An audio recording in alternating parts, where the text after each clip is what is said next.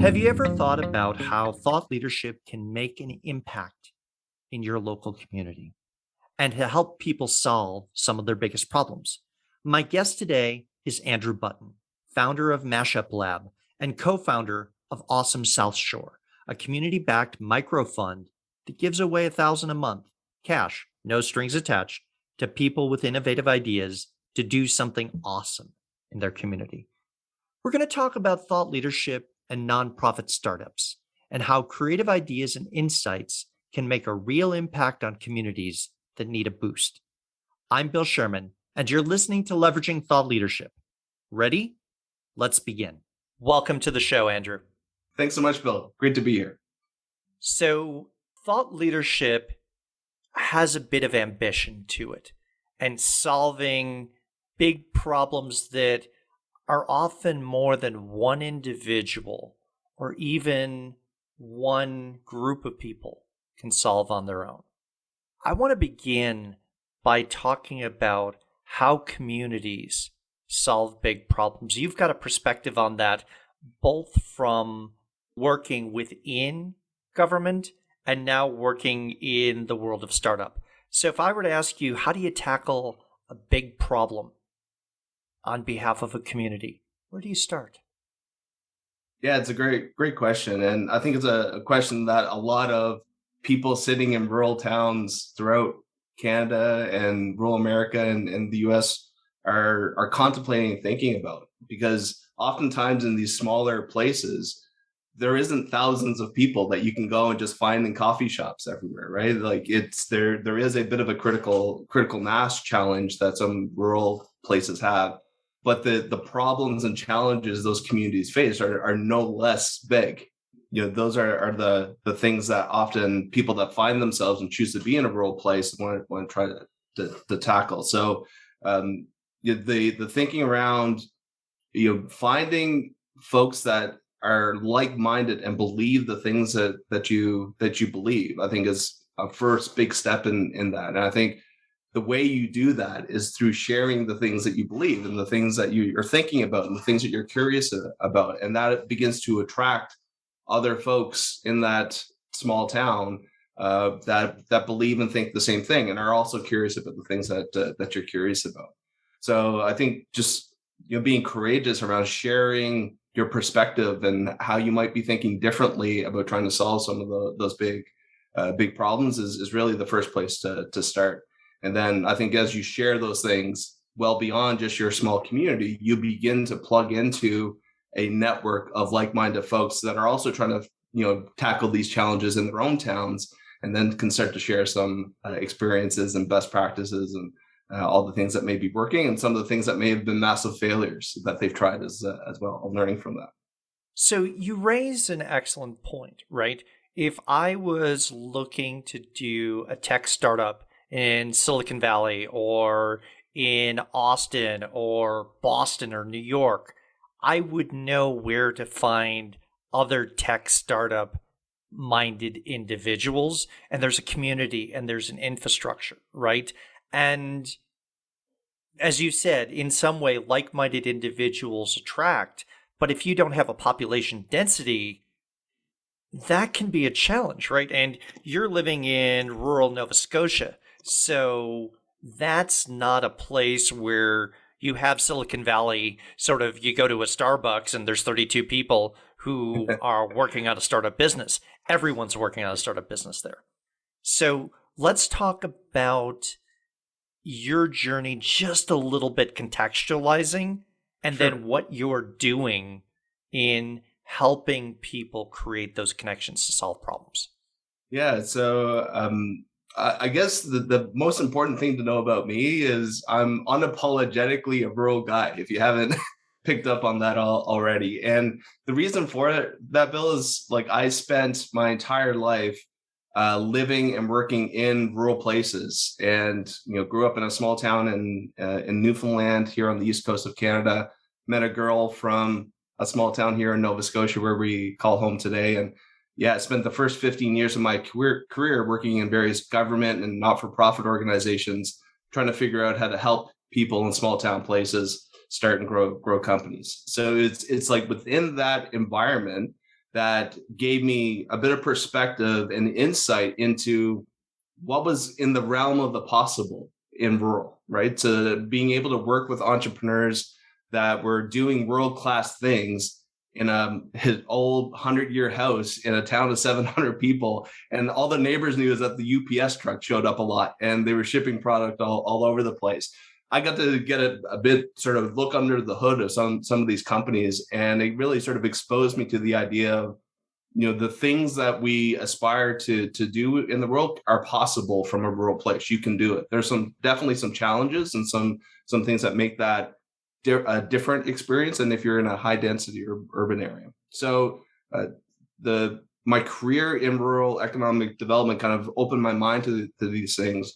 There was a period of time, though, where if anybody that has done economic development work in a rural place will appreciate the fact that everything you do is connected to your rural economy in some way. Your ability to recruit doctors, your ability to fundraise for a recreation facility to keep residents there. All of a sudden, a big employer shuts down. Now you have 200 or 300 people that had to get retrained and reintegrated into the workforce somehow.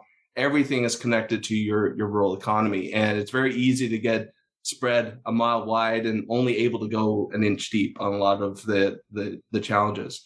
And I started to pick up on this idea that there was this massive pool of untapped entrepreneurial talent that were sitting on the sidelines, not plugging in to this ecosystem I was trying to build for them to help them explore ideas, and just got obsessively curious about how do you activate that group of people? How do you get their attention? How do you get them to trust to step onto the field of entrepreneurship in that community to start to grow companies? And just really wanted to go an inch wide and a mile deep on just that one aspect of rural economic development.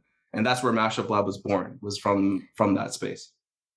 And one of the things that I think has changed over the last 20, 30 years is the ability for ideas to originate literally anywhere, right? And the communications tools that we have, the innovation. I love your example of the random UPS truck just picking up and delivering boxes. And it's like, what's going on over there, right? And so we can no longer assume that geography is destiny in the same way that the past is. But I think also from a storytelling perspective, there's this myth that rural environments face brain drain because there's no opportunity to do smart things if you're in a rural location, right? And so how do you reframe the story? Yeah, that's a really great question. I actually got asked a similar question at a conference I got asked to speak at probably 5 years ago now. And it was around sort of reinventing or rejuvenating rural places. And there was a couple of hundred people at the conference. And I sort of shared some of the early things that we were doing. And somebody stood up and said, listen, I have a question. Like, the people that are in this room, are they converted? We believe that, new things are possible for rural. How do we convince the people that aren't in this room that this is, what's in the realm of the possible? And I said, you know what? I've stopped trying to convince people of things a long time ago. I just go do the things that I feel can have a huge impact. And I go tell that story to as many people that are willing to listen, and raise up and hold up those examples of things that give us an indication of what might be possible. And eventually, the people that may not necessarily be in the room start to pay attention, and their sort of circle of influence becomes a little bit smaller. And the people that we're trying to attract into the conversation becomes a little bit bigger. So it really isn't about trying to convince people that a new narrative is possible. I think there's a lot of time and energy that can get wasted there. I think you just go do the work, learn some things, and share those learnings and insights over and over and over again. And eventually the right kind of people start to show up for your conversation. So let's talk about the conversations that you're having and the communities that you're serving. You're working with entrepreneurs, you're working with communities. Let's talk about how you make an impact within a community and a group of entrepreneurs. What are you doing? Awesome. No, this is a topic that really gets me excited, because It really started in just one small corner of rural Nova Scotia, where based on that 15 years of work I've been doing in economic development, I thought there was a different way to attract a different kind of entrepreneur into the game, again, to get them off the sidelines and into the game. Now, when you say different type of entrepreneur, define that different type for me. Awesome. I love getting this question too. So the thing that I really noticed is that there, in many rural places, including the one I started Mashup Lab in, there's a whole ecosystem of supports. There's small business centers that are offering training around how to write business plans. There are people issuing loans, local community colleges running entrepreneurship courses, and chambers of commerce that run training programs and all kinds of stuff. What I began to notice was that there was this pool of entrepreneurs that weren't plugging into that ecosystem because they felt like all of those things were for somebody else that wasn't them, because they didn't call themselves entrepreneurs. They didn't believe the ideas they had were viable businesses yet.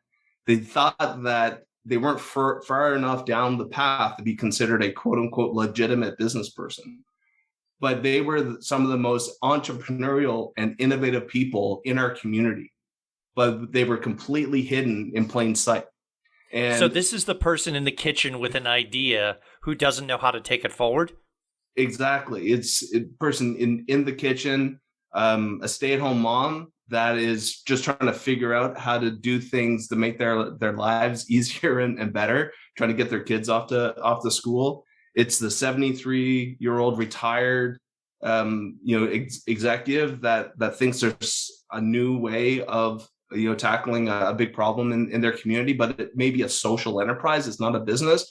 Like what we're learning, Bill, is that there's this there are so many people that don't necessarily identify with these labels of entrepreneur and business person that are absolutely the kinds of people we want doing things in these communities. And that's really the kind of entrepreneur that Mashup Lab has focused on, because we believe that, if you can activate that pool of entrepreneurial talent, it's actually exponentially bigger than the pool of entrepreneurs that are currently plugging into the ecosystem. That has a huge impact in a rural place. Well, in terms of thought leadership and where ideas come from, I think we have a stereotype bias. In some organizations, large organizations, good ideas only come from the C-suite or this small group of people who are in research or product, right? Or they come from big cities, or they come from 20-somethings. And I remember I had a conversation on a podcast a couple of years ago with Mike Mansfield. And Mike was talking to me about, and he's in the Netherlands, a startup competition they did with older adults. And the winner of that competition, I believe, was a man in his 80s who had come up with an app that he wanted to design and implement, right? And so what you're talking about and the stories Mike was talking about is when we put a box around people and say ideas only happen here, we ignore a lot of good ideas. No, absolutely. And I think, and this is something I learned from my economic development days, transitioning into the way we do things now with Mashup Lab, is we unintentionally use language that is unapproachable. In the run of our regular course, we talk about trying to find innovators and high growth potential companies and startup founders and all of the language that you hear in the dominant narrative when it comes to startup, innovation, and entrepreneurship. Oh, yeah. It's very, HBS, Stanford Business School, those are the language of we're looking for unicorns. And if you can't become $1 billion valuation, don't even try. Yeah. And I think there is a place for that. And there's a reason to use that language to attract those kinds of entrepreneurs to rural places. And those things can exist in a rural place. It isn't an either or conversation. This is a both and conversation that I think we're missing. And what we're learning is that there is a massive amount of people that just using different language and a different approach and a different invitation to step onto the field, get activated to go do something about the idea that they have, because they don't necessarily resonate with the picture that often gets painted. Again, oftentimes very like unintentionally, and we're not necessarily aware we're doing it. And that was the big aha moment for me, was when I actually got around other entrepreneurs in a co-working space trying to do the things with Mashup like I did in my economic development days, and couldn't understand why nobody was coming out to my events. And I would show my poster and my ad to some of the entrepreneurs in the co-working space. And they're like, Andrew, I would never come out to anything like that. That looks completely stale and not innovative at all. Right? It was because of the image, the language, the approach, the invitation I was putting out there wasn't approachable to the kind of entrepreneur we're hoping to get into the room. And that's, I think, something that a lot of folks, again, are well-intentioned people, just don't necessarily know what they don't know. And when you know better, you're able to do better. So that's what we're learning. If you are enjoying this episode of Leveraging Thought Leadership, please make sure to subscribe. If you'd like to help spread the word about the podcast, please leave a 5-star review and share it with your friends. We are available on Apple Podcast, Spotify, and all major platforms, as well as at leveragingthoughtleadership.com. So you've talked in several points about building communities and investing in communities, not only from an economic development perspective, but creating communities of entrepreneurs in places where they might not be. I want to ask you about how you attract the unusual suspects, right? You've used that term, and I think we've had it as a through line in this conversation. Who are the unusual suspects, both as entrepreneurs and then the people who would support them? Yeah, I think this is been one of our biggest learnings over these particularly over the last 3 years, as we have expanded what we've done, not just here in rural Nova Scotia, but we're now working with entrepreneurs in 150 different communities across rural Canada and now in rural America as well. And I think the idea of this is where thought leadership has actually become a field that I've had to sort of step into, because what I'm learning is that as I'm sharing these insights and these curiosities that I have, things that I'm wondering about, things I now have a new perspective on, it's resonating with a different kind of person. And the story I'll share with you is, there was one. This was probably about a year or so ago now, and I was on another podcast just talking about the things that I was observing in rural economic development. And I ended up getting an email from a random person and saying, I really like what I heard on this podcast. Can we jump on a call? And long story short, they were a successful entrepreneur. They just sold one of their companies. And the message that I shared was that, oftentimes the thing I got frustrated with when working in that bureaucracy of government and not-for-profit was that things just weren't able to happen quickly enough. And I was impatient. I wanted to make things happen more quickly. And that one thought, right, that one sort of perspective resonated with them. They say, you know what, I'm frustrated by how slowly things are moving as well. What would it look like for me to fund a pilot project? You bring your virtual business incubator here and use the data from that demonstration project to then go back to our economic development folks and our local governments to say, there's a new way of doing some things. This might be a good idea to fund. And we've now done 3 different projects in that same community from that one pilot. So in my economic development days, that's not a person I would normally have a funding conversation with, right? I may have a mentorship conversation and say, hey, I've got some entrepreneurs, can you mentor them? But I would never have thought to think that they're just as interested in seeing new things happen in their communities as well. And sometimes they have the means of being able to make some things happen more quickly. And they're able to take a little bit more risks that, unfortunately, sometimes our governments and our municipalities just aren't able to do for some obvious reasons. So by just sharing those ideas and sharing those different perspectives, a new type of person shows up into your conversation. And sometimes that translates into some really interesting projects and some new opportunities that you wouldn't necessarily have thought of. Well, and expanding on that, you gave voice to something you wish would happen, that you could move faster, right? You could have stayed silent about that, but you put it on the table. And that resonated with this person in a way that a mentoring conversation wouldn't have, and led to a what if conversation. One of the things that I think we need to do more often in thought leadership is the willingness to put not only the ideas onto the table, but also our goals. What are the things that make us passionate? And to be able to say, here's what I'd like to be able to do. And if it resonates with someone, then they'll go, hey, let's see how we can do this. Yeah, for sure. And to be quite honest, every opportunity that has come up for Mashup Lab in these last 18 months has come from simply putting out into the world what I believe to be true. And 8 years ago, I didn't necessarily have a whole lot of data to back up those beliefs. I had a bunch of hypotheses, things I believed to be true. We didn't have the actual results to back it up. And today we have the results to back up those beliefs, but it was just a hunch at the time. And now that we've been able to sort of combine those two things of like, I had this hunch, these are things we believe to be true. We've got early indication that they are in fact true, and these are the results that we're seeing. That adds a whole other level of trust to the conversation.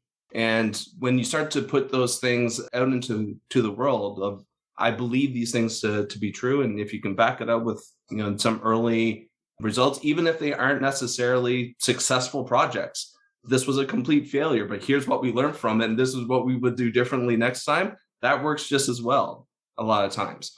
And when you start to do that and get comfortable with sharing those learnings and sharing that perspective, then I believe you have a better chance of striking a chord with the right kind of people that you need to connect with. And when we think about how to get messages out and get our voice heard, we're in a period of time where there's a whole plethora of ways to do that. TikTok, podcasting, blogging, video blogs, all sorts of channels. And if you aren't taking a stand on some things and sharing what you believe, you just get lost in the noise, right? There's just a lot of noise out there. So it's becoming even more important, in my opinion, to step into this notion of thought leadership and being able to take a stand on some things. But that takes a lot of courage, and it also takes a lot of overcoming some imposter syndrome, which I think is a bit of a stumbling block for some folks. But we got to get over it, because that's how we help make the things that we want to see in the world happen. So I'm going to ask a question of you, and then I'll give you my answer after you give yours. Okay. When did you start to see yourself as a thought leadership practitioner? When did you start saying or thinking, hey, I'm doing thought leadership? Because you've just described an arc. Where's that point in there? I don't really think I've hit that point, Bill, to be honest with you. And I think this is something that a lot of folks who we hold up to be thought leaders are a little bit uncomfortable with, right? It's the same thing with the people that we see as true experts in the world. When we call them experts, they get really uncomfortable with that, because they're so deep into the area of expertise, they understand how much they don't know yet. And I think I'm still at that peak of that arc where the idea of the things that I'm learning and simply being able to share that is deserving of a label or title of thought leadership. I'm not sure if I'm really quite there yet. And I'll distinguish between thought leader, which some people treat like a merit badge for scouting or something, and thought leadership, which is about taking ideas to scale. Yeah. Right? And when I listened to your journey, right, you mentioned a few things. You mentioned the times that you had a hunch, and then it became a hypothesis, and then from hypothesis to test. There's a strong relationship between thought leadership and what I would describe as the scientific method, right? It's not about just having opinions. We could go to a coffee shop or a bar and we could have opinions and we could talk all afternoon, right? But the moment that you say, let's test this idea, let's put it into practice and see what we learn, whether or not it turns out to be true. Then you're asking questions and you're looking to learn and scale knowledge. Yeah, no, absolutely. And I think it's one of the different approaches that I've taken with Mashup Lab that I wasn't necessarily taking in my economic development days, because in those days, it was about coming up with the best strategy, the best plan. And there was a lot of time and energy that I invested into trying to figure out the puzzle in front of a whiteboard or in front of a computer. And what I learned in the early days of Mashup Lab is that it doesn't really matter how great your plan is. You learn a lot more by just going and testing and doing some things and being courageous enough to take some risks and to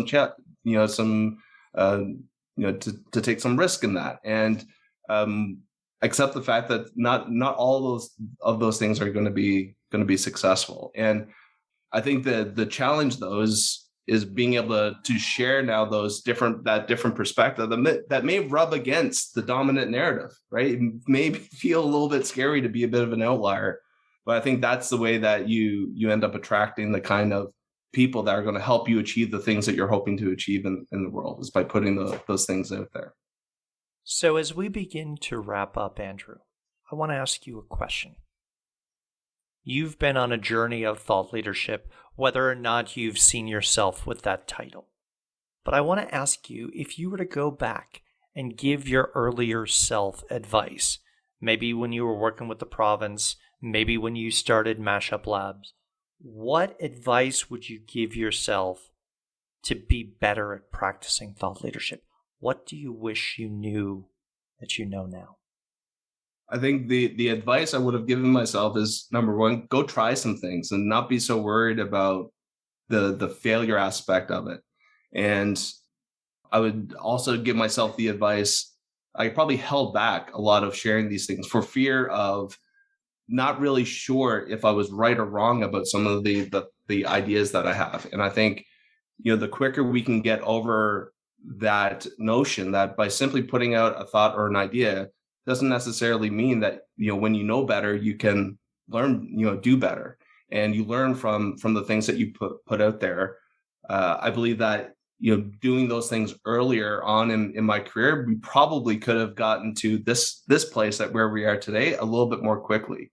And who knows, I may have been able to even influence the direction of some things by being in the thick of that bureaucracy and in that government. So be interesting to see what might have changed if I'd done some of those things within that ecosystem versus looking to approach it from sort of outside of that ecosystem in a different way.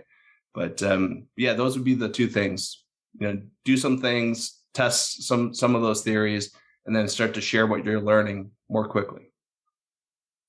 Fantastic, and I think that's great advice. Now, if someone wants to get in contact with you, Andrew, how do they do so? There's all sorts of ways that you can find us on the internet, mashuplab.ca, through our website. But the best way to contact and get in touch with me is through LinkedIn. LinkedIn has been a really amazing resource for the things that we're doing to help us connect. And you can find me on there and reach out and hit that connection request. Fantastic. Thank you for joining us today. Thanks for the interest, Bill, and thanks for all that you're doing to spread the ideas of thought leadership. If you're interested in organizational thought leadership, then I invite you to subscribe to the OrgTL newsletter. Each month, we talk about the people who create, curate, and deploy thought leadership on behalf of their organizations. Go to the website orgtl.com and choose Join Our Newsletter. I'll leave a link to the website as well as my LinkedIn profile in the show notes. Thanks for listening, and I look forward to hearing what you thought of the show.